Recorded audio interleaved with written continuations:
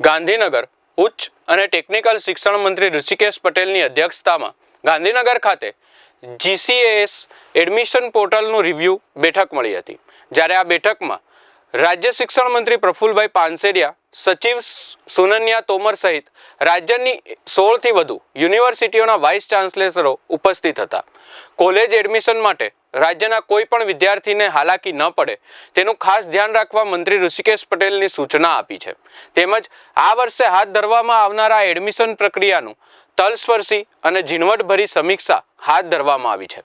College, university સહિતની શૈક્ષણિક સંસ્થાઓમાં ફી ફોર્મ ફિલિંગ અને વેરિફિકેશન સેન્ટર કાર્યરત કરાશે। GCAS Gujarat common admission services portal માટેની પ્રવેશ સલાહકાર પ્રવેશ કામગીરીને સરળ અને સઘન બનાવવા કોલેજ અને યુનિવર્સિટીને તાલીમ અપાઈ છે।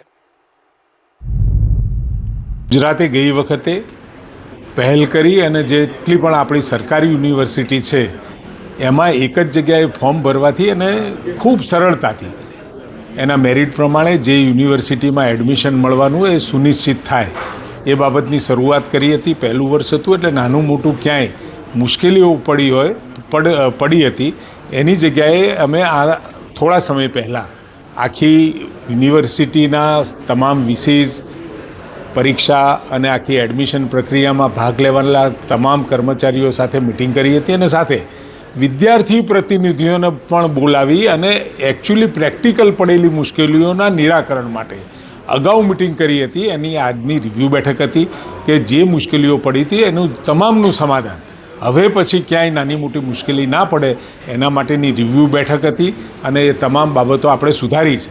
આમ તમામ વિશેષ ગુજરાતના એટલે કે સરકારી યુનિવર્સિટીના આપણે મળી અને આખા પોર્ટલની અંદર આવતા સમયમાં વિદ્યાર્થીઓને કોઈ પણ પ્રકારની મુશ્કેલી ના પડે એની ચિંતા અને એનો આજનો રિવ્યૂ હતો।